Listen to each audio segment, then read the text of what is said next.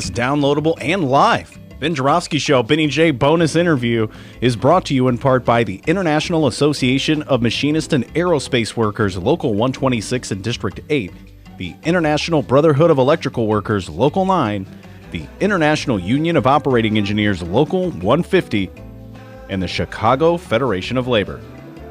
Benny J, take it away. Bonus time to Ben Joravsky Show. We're the hardest working podcast in the city of Chicago. We've been going at it all day. Dr. D, give yourself a raise. Take it out of petty cash, man. It's been working hard. We just finished an episode, a bonus episode about the Bulls. Now we're going to shift gears. Go to a different topic, one that's literally in the streets of Chicago, the Chicago teachers strike. And as we do all the time on bonus episodes of the Ben Joravsky Show, first I announce the date. It's Friday, October 18th, 2019. And then I ask my distinguished guest to introduce him or herself, in this case, himself. Distinguished guest needs no introduction on this show because he's been on it before. But introduce yourself anyway, guest. You are...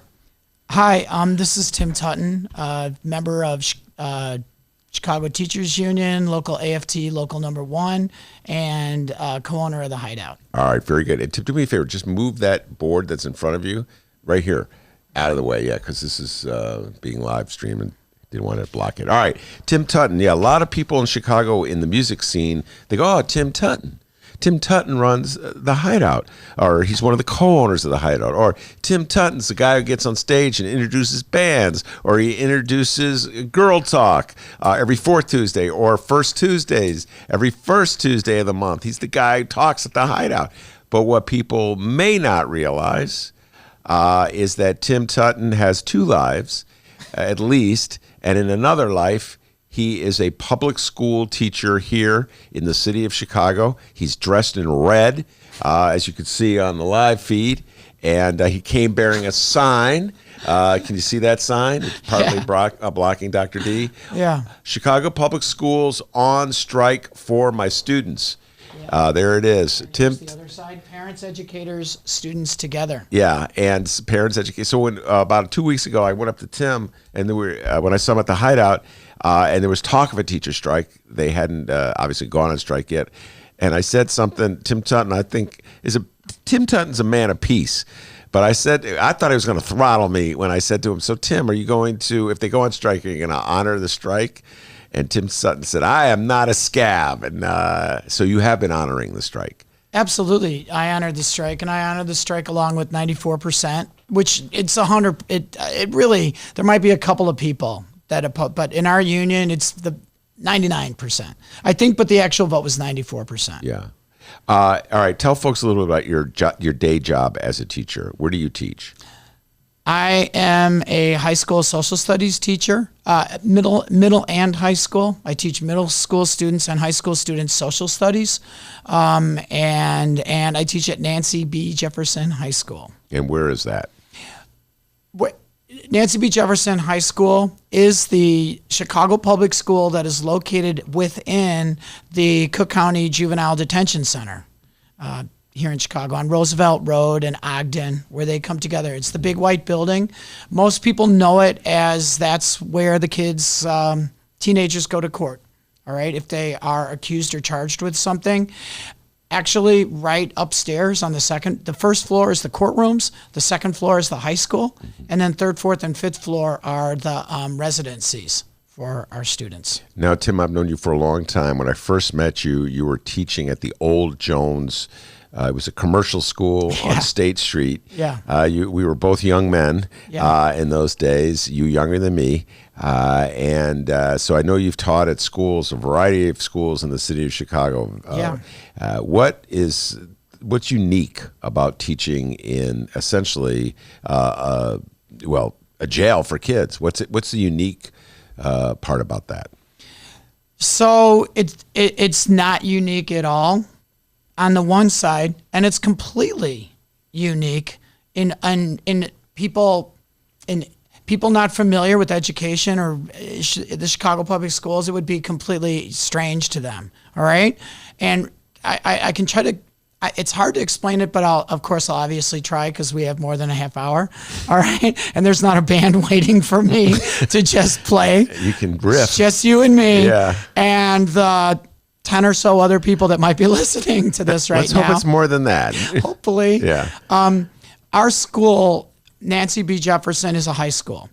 If you were inside the classrooms that we are in, you would feel like you're in any high school, in any typical Chicago public high school, all right? And that's how we operate. We have regular classes. Our classes are extended period, so there's 75 minutes a class. That gives us more time to work with the students. A lot of our students need a lot of extra focus. And so it's like a regular high school. What's different about our school is that it is in a detention center, all right? And so we do have guards, and there are guards in every room. And we call them YDS, which means Youth Development Specialists. So these are actual guards, but they are trained in working with kids. So every guard knows how to communicate and how to talk to kids. Is that a big deal? Why is that a big deal? That should not be a big deal. The crazy thing is that to people not familiar, I don't know, let me put it this way. Teenagers, juveniles, adolescents are going through a very tough time in their life, whether they are in Wilmette or whether they are in Englewood, or whether they're going to Whitney Young, or whether they're in the juvenile detention center a couple of blocks away. They are teenagers. And people often forget that. When a kid says to you anything like, you know, you suck, okay? Let's say something I could say on the radio, right? If you're not familiar with a teenager, your instant response might be, the kid was wrong, he needs to stop, and he needs to be, he needs to be corrected. And that is inappropriate language for a classroom. To adults who work with teenagers, that might almost be a term of appreciation and affection for the kid. And so it's like, dude, so people that wear the uniform, police officers, YDS at the detention center, they're trained. These are kids. And so when they say certain things or do certain things, they're acting out. That doesn't mean they're making a violent action, okay? So it's really beautiful to be around these guards who really have a great rapport with the kids. It's hard for people to believe. And then us teachers, we're in there, and we have a lot of training too. We have a lot of professional development in how to work with our kids, because our students have, for the most part, social emotional needs. So we incorporate into all of our classes social emotional learning. We know that anything we say can be a trigger. Anything. Right now we're actually learning the Constitution, and we're doing the preamble this week, which, by the way, that was a perfect setup for me to talk about what are the first lines of the preamble. In order to create a more perfect union, can we say it again? Union. Can I hear that one more time? Union. What kind of union? More perfect union. Are we perfect now? Not yet. Are we going to get there? Yes, we are. Sorry, I just got back from the rally, but to my kids, I wasn't trying to influence them in any way. Yeah. But that will be on the test. They do need to know the first lines of the preamble of the Constitution is to create a more perfect union. And don't we all want that? That is correct. They know that related to the actual 13 colonies becoming states that they had to learn to get along. But that always leads into things. When we talk about to promote the general welfare, immediately some of our kids might really get into a thing. Well, what does that mean? And they really literally start saying, I don't know, man, food stamps, does that mean like WIC? Does that mean like that means like Section 8? They start throwing out terms that they know that is connected to words like welfare. When I say to them to promote domestic tranquility, and then as a teacher, we do student discourse all the time. So when I ask them, tell me what that means. And there will be kids that will go, domestic, it's like domestic violence, right?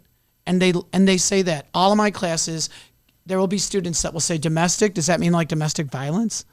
And so we talk about that. Domestic means your house, violence in your home, right? What is the Constitution saying? We must have domestic tranquility.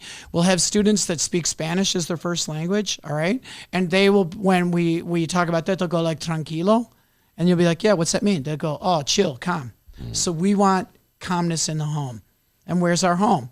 And then there are kids, because we're in Chicago Public Schools, we have over 15,000 students that are homeless. And many of the students that are in the juvenile detention center, they're not they do not have an address, a permanent address. Yeah. Our kids literally will say things like, I stay somewhere. And so every single word that we say in there has a repercussion with our students. And we always have to think about that. All right. Now, I'm going to, so you just gave a sense of who is in your classroom and the specific role you serve as a teacher working with your colleagues at the Juvenile Detention Center on Roosevelt Road. I'm going to fast forward now to the rhetoric that's occurring right now in the city of Chicago as the teachers are on strike. So just keep that in mind, what Tim just said about the role he plays, the places his kids come from, the sort of the environment they're in. These kids are being held for various allegations, accusations of crimes. And they've been charged with it. They haven't been found. That's it's correct. A detention center. It's not a... That's right. Okay. So they've been charged. And right now we're hearing so many political observers saying this is a political fight by the teachers union that's trying to seek vengeance against Lori Lightfoot because they supported Toni Preckwinkle. This is how people in the city of Chicago, by and large, the pundit class, Tim, have described this showdown. So you know what you deal with every day. You know what your task is. You know what your challenge is. You know what the challenges your students face. What's your response to that when you hear a pundit say, "Oh, this is just politics," and the union supported the losing candidate, so they got to let the winning candidate know what it's all about? So we have been living in a time of cynicism for so long that people believe that bullshit. Okay, that it's all politics, right? This is unbelievable. When you are teaching high school kids about the Constitution of the United States, our founding fathers, our founders, they came out and they said that, to the King of England, this is the Declaration of Independence, which we did last week. We're doing the Constitution this second. They said to the King of England, we hold this truth to be self-evident, that all people are created equal. And the king said, no, they're not. And people don't believe they're equal. To this day, there is an aristocracy. The Queen of England is still there. Queen Elizabeth, they still have an aristocracy. But in America, we said something crazy. No, all people are created equal. And not only that, they're endowed, they're created with certain unalienable rights. And amongst those are life, liberty, and the pursuit of happiness. That is the first paragraph. That is the first part of our Declaration of Independence. We look at our children every single day because the state of Illinois requires in Public Law 195, they must learn about their government. And if they don't, teachers will be held accountable. Yeah. So we must teach them that they are equal and that they are endowed by their creator with certain abilities, and amongst those are life, liberty, pursuit of happiness. So we got kids in jail and they look at that and they're like, I'm not free. It ain't my life. I got no control over it. I'm not happy, right? And we have to tell them these are ideals that we actually truly believe in America, that we can do this. Then we go from the philosophy of the Declaration to the actual law of the Constitution. And we say there are laws. You have rights. This is it. And they are based on the promotion of your general welfare, to establish justice, to provide the blessings of liberty to ourselves and our posterity. You're our posterity. We tell our kids that. And we mean that. We believe in that Constitution. This is not political.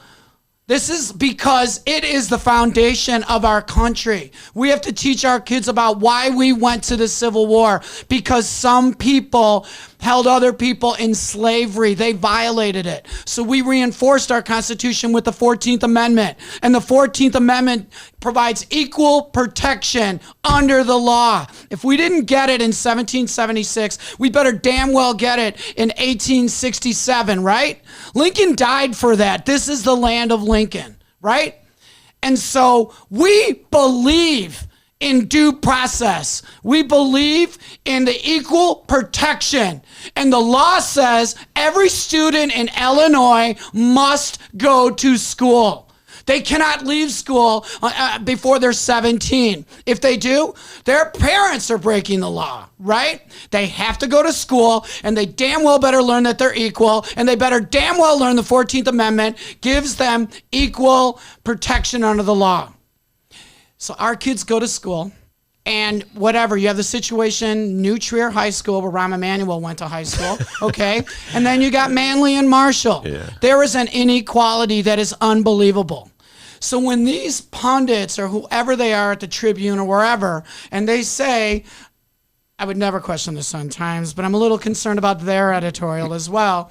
When they say this is political, the teachers are trying to get back at Lori Lightfoot or whatever. Yeah. No, it's not.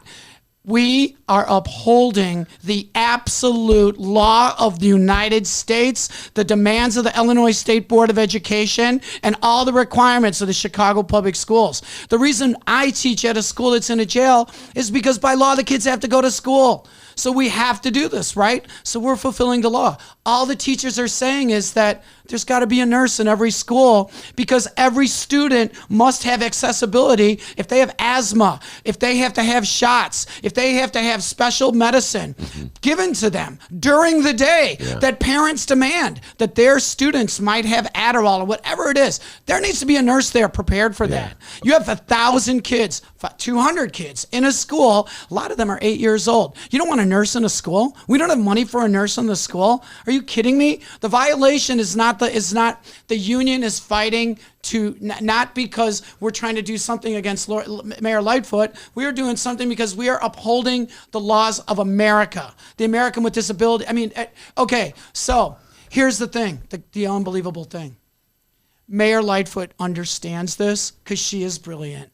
And many teachers voted for her. You know, she got elected in every ward, I think, right? Many teachers, the union, they endorsed Toni Preckwinkle. And we love her too, okay? She is the president of our county, and she is the president that oversees the Cook County Jail and the Juvenile Detention Center that I teach in. And she's done a great job. The reason that we have such a great facility, that we have guards that are trained, that we have less students there. We have a capacity for over 1,000 kids, and we have about 500 because she has changed she has helped with Tom Dart and other people. She has helped make sure that kids are not being incarcerated. All right, there are much. There are less students incarcerated today than there were 5 years ago, all right, before President Preckwinkle. So we have this amazing president of Cook County. She ran against another amazing person. I'm not saying this facetiously. I'm saying this for real.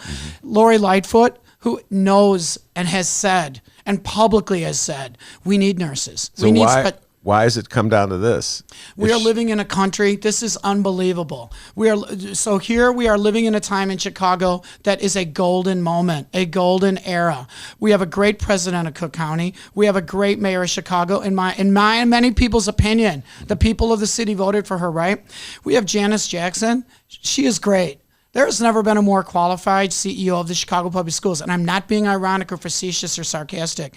Janice Jackson is the first person ever to grow up, go to Chicago Public Schools, go to college, become a teacher in the Chicago Public Schools, rise up through the ranks to be a principal, and made it all the way to CEO. She's the dream of what we always hoped would happen. I think Manfred Bird may have beat her at that, but whatever. Finish your point. Okay, that's okay. Going Great. way back in time. That is good to know. But we have this person in Janice Jackson who is really, really, I believe, is a great CEO. All right, and then. This is what Renaissance are like. Michelangelo, Leonardo da Vinci lived at like same period of time, right? We've got Jesse Sharkey, who's really great. Okay, the nerd of nerds. He knows the ups and downs and the details. He can respond in a second on all the little details, right? Nerd of nerds. We love that. And then we've got Stacey Davis Gates. Stacey Davis Gates, she will someday be, if she is not a U.S. representative, if she is not a senator, she is, when I hear her speak, when I see the way that she can articulate as a high school teacher, thinking about how could I be a better teacher and try to articulate myself to my students in a clear way, but have a sense of humor, but at the same time, respond to the question succinctly, clearly, and profoundly. Stacey Davis Gates does that. And the great leadership of President Sharkey is that he is the great kind of leader that says he might understand these little, he's a great speaker too, but he understands little details. Stacey Davis Gates speaks, right? Because she is It's gift, but she's educated and learned. And my point is, we have these amazing people, and they're coming together right now, and it is blowing our minds in the union why we haven't come up with an agreement yet. This is not some last minute thing. All summer long and leading up to April, when the new mayor was coming in, her people knew this was happening. Everyone's been talking about the contract for a year. People felt maybe Rahm even didn't run, in part because he knew the contracts were all coming up, and it was going to be another shit show with him think of him and Rahm, how he dealt with teachers. F you, Karen Lewis. That's how Rahm dealt. Our new mayor, Mayor Lightfoot, she is respectful. She respects our union, right? And it is frustrating to us that there is something so clear. And that is why the union is saying, finally, we have somebody who's logical, thoughtful, and intelligent. Okay, so we need a nurse in every school. Got it? We need a counselor. We need counselors in every school. We need to have social emotional learning in every school. That is what the laws of this state would require. This is what the parents want for their children. Can you think of one parent that wants their kid to go to a school that doesn't have a healthcare person in that school? Their 10-year-old? Can you think of anybody that doesn't want to have a counselor there? Our children in our schools come from tragic circumstances. We hear this every single day. You can turn on WBZ every day, even today, and they were talking about the death rate on the south side of Chicago. How people live to be 60. And it starts at a very young age where we don't have pre-K or we don't have all the things. Mayor Lightfoot knows what we need. Janice Jackson knows what we need. Our leadership in the union couldn't be better. All right. And so it is very frustrating to us. So we are a union that is saying to our city, and we're saying to our country too, you know what? There were people in Selma, Alabama that marched for our voting rights, okay? There were people in Birmingham, that marched so that people in Chicago could have rights. Our union in Chicago is AFT number 1, all right? And our union will lead the way to the rest of the country. Yeah. And when we get up there and we say that all we're asking is for what wealthy suburban districts already have, because they're fulfilling the law. We are needing. All we're saying is give us what we're supposed to have. And they're saying this is some political personal stuff. Yeah. That's the age of Trump. That's the age of Reagan on. Yeah. Is that, it's all politics. It's personal. You don't like me. And so you're doing that. We do not like Lori Lightfoot. Many of us voted for her, and we believed she was the person that was going to be able to do this. Yeah. And we still believe, and I still believe that. I still believe it's Monday morning. They're going to go, dudes, we're back in school. I know. Yeah. And when I read these things that just are coming out, this thing might take a while. It makes us realize there are forces here that are pushing people and pushing our elected leaders, okay? That is unbelievable. Okay, but this is not the union being spiteful or political. This is the union fighting for the rights that are supposed to be in the Constitution of the United States and in the state of Illinois and the city of Chicago. All right, now I like to point out that Tim Tutten's hideout is located right in the midst of a huge development, the Lincoln Yards development, which will be surrounding the hideout. I presume they're not going for eminent domain to remove the hideout, at least not yet that I know of. And so your establishment, which you've run, you and your wife and your friends have run since the 90s, will be completely surrounded by Lincoln Yards, which is has been fortified and underwritten with a promise from the city, a contractual promise for $1.3 billion that, among other things, will help pay for the lawyers for the developers and their marketers for the developers. It's in there in the contract. And yet our city is incapable of committing by contract to hiring nurses and social workers and counselors in school. I have a little difficulty with that one, Tim, trying to figure out what kind of priorities we have as a city of Chicago. You see this. Yep. This guy, Tim Tuten, has a front row seat to both sides of Chicago. He teaches in the jail, ladies and gentlemen, the juvenile detention center, and he runs a bar in an area that is one of the hottest real estate markets in the world, or in the city. The kids who end up in the jail can't get a commitment from the city for nurses and social workers and counselors that would help keep them. I'm talking about in their neighborhood schools. That would help keep. Yes, I presume there's nurses in the jail that would keep them from ending up in the jail. But the gentrifying neighborhood, there's $1.3 billion for them. Tim, that must blow your mind. All right, it blows my mind. But I want to be really clear. Where I teach in the jail, all right, in the juvenile detention center, I have a great principal and great assistant principals, all right? They were out there today giving us water, giving us rolls, supporting us, right? The teachers at our school, in every classroom, we have 2 teachers, all right? One is an expert in special needs and reading and all kinds of special things that our students need. And then one is a subject teacher, math, social studies like I am. And then we have a guard. There's 3 adults in the room all the time, right?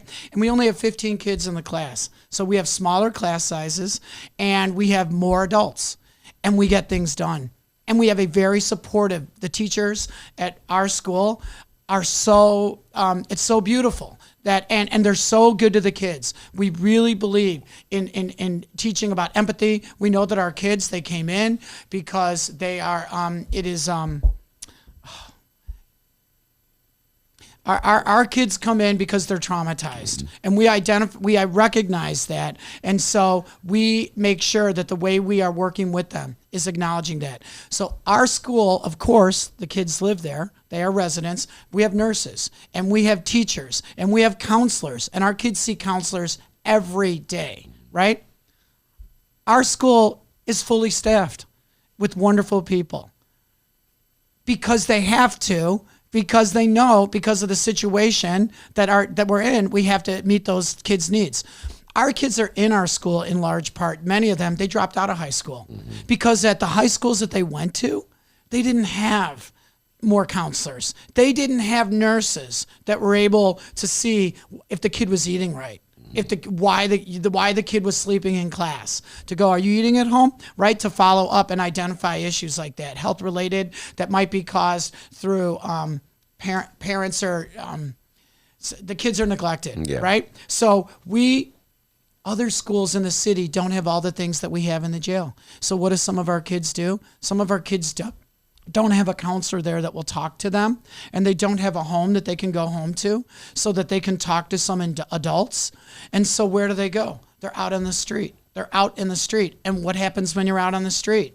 There's an amazing group of recruiters out on the street, gangs, and they'll identify our vulnerable young people and they will pull them in. Our kids don't want to go there. They don't want to be with those guys. They would rather be in a nerdy school talking about the new Joker movie, okay, than actually being out there living this horrible situation. All right?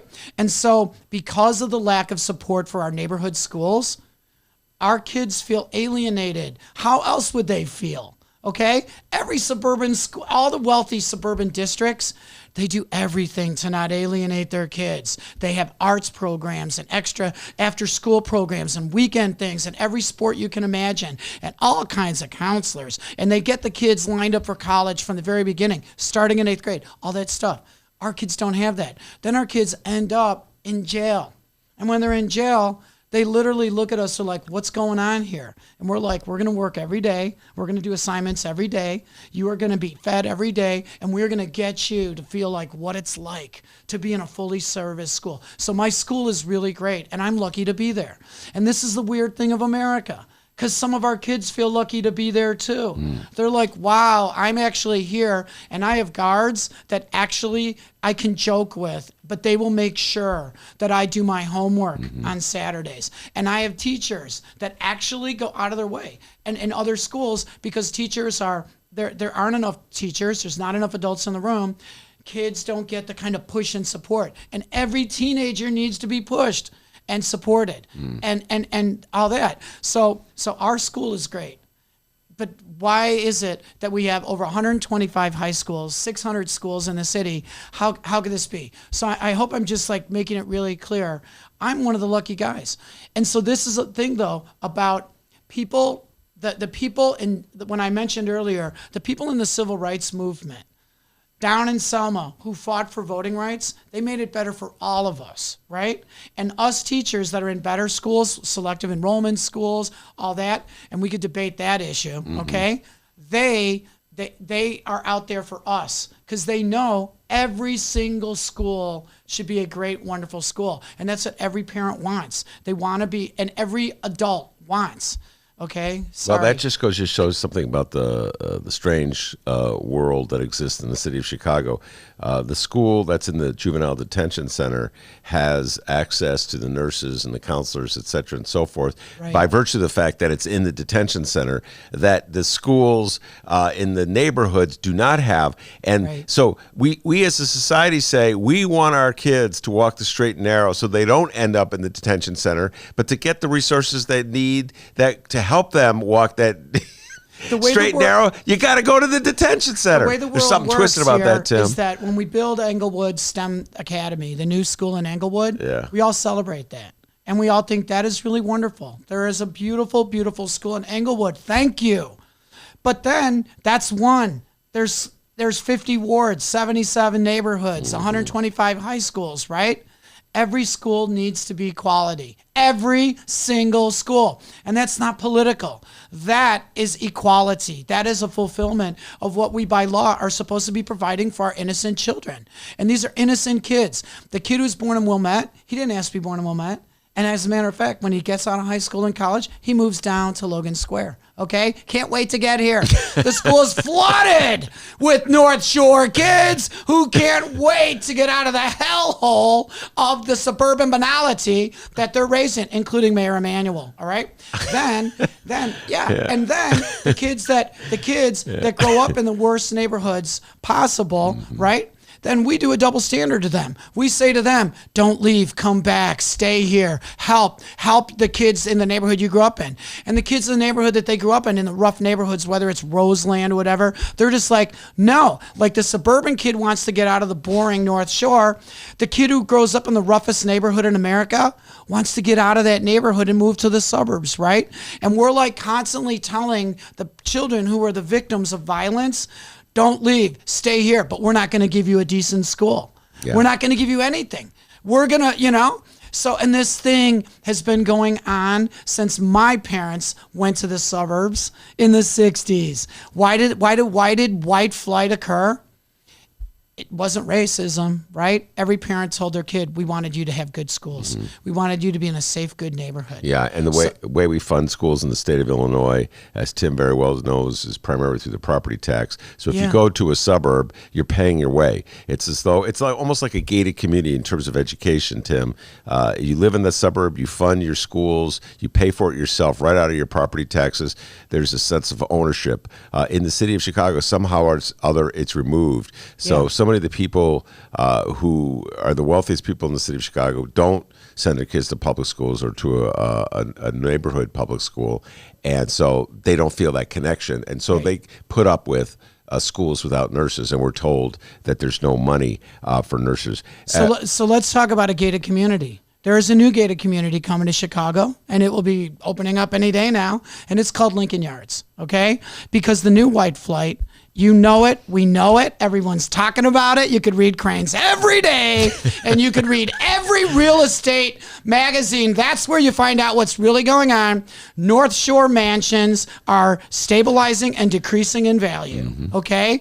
Downtown high-rises are going up. Ken Griffin, he buys penthouses in the city, okay? He wants to live on whatever he lives down there. And not only does he love Chicago, he'll buy a $200 million penthouse in New York, too. He's got to have a high-rise. The ivory towers have come back. So the white flight that left the city and left our neighborhoods devastated for good schools in the suburbs, now those folks are back, and they're coming to Lincoln Yards. They want a parking garage with a security guard. They want to go up in the elevator, and they want to look out over the city. But they do not, and they want us to pay them $1 billion. And they want to take it away from our Chicago, for the potentially going to our Chicago public school kids, right? So the same people that said 50 years ago, you know what? I'm out of here. I'm going to the suburbs. Now they're like, I'm back and you're going to pay for it again. Yeah. Baby boomers, empty nesters, whatever, or young people who grew up in the suburbs who want to go to Logan Square and turn it into a suburban style mega mall, whatever it is. And the city subsidizes it. The meanest thing in the world, you want to know what's political? You know what's political? It is not when our union, the Chicago Teachers Union, fights with Lori Lightfoot. That is smart people arguing over an issue that's as big as the United States of America going back to 1619, okay? That's how big of an issue. And these intelligent people, Janice Jackson, Lori Lightfoot, Stacey Davis Gates, and Jesse Sharkey, don't forget the president. Yeah. These people are having a serious argument and trying to figure out how do we provide and pay for these things that make America great, right? No, you know what's political? The last mayor of Chicago, Rahm Emanuel, he said to Lori Lightfoot, he said, hell with you. I am not going to let you screw my friends at Sterling Bay. I'm going to make sure on the last meeting or the last day or the last moment on the 11th hour, on the 11th month, on the 11th thing, I'm going to get that 90, I'm going to get the 78 through and the Lincoln Yards thing through. Screw the kids. And you know what? Before the summer's over, after I'm going to take a bike ride around the lake, not to really clear my mind of what really matters in life. I'm going to ride my bike right back down to LaSalle Street and get a job with a big New York investment firm. Okay. And I'm going to do that. Yeah. And that's the dude who gets to go on TV every week and talk about how the Democratic Party should be winning the 2020 election. That guy, he slapped Lori Lightfoot's face. He said to her, I'm not letting you are not going to be the mayor who is going to decide on Lincoln Yards. There's billions of dollars and I'm going to ram it through. And he did. And the people of Chicago, we were out on the streets today begging for decent schools for our kids, and people are going to criticize us. People are applauding us. They're like, thank you.